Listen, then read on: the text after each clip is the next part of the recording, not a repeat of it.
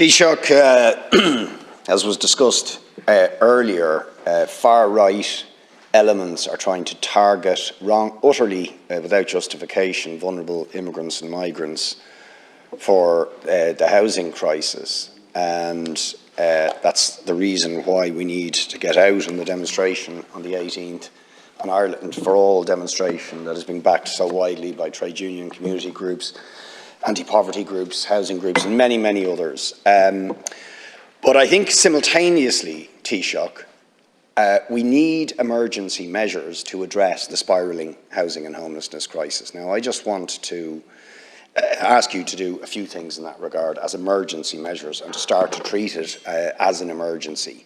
There is a cliff edge coming in terms of the end of the moratorium on evictions, and even the government's own estimates reckon maybe 3,000 people could be homeless if that moratorium wasn't in place. That moratorium is not fully covering many people.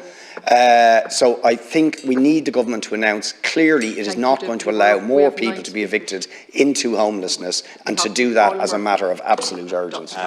In relation to the underspend in the Department of Housing, I don't know how much that underspend will be yet, by the way, but it'll be much less than some of the figures that have been aired publicly. And there are two reasons why it's occurred.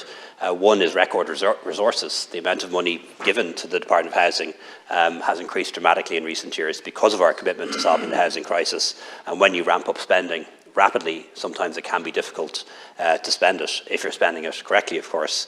And then there are constraints, availability of staff, availability of skilled labourers, availability of materials. All of those things can create difficulties as well.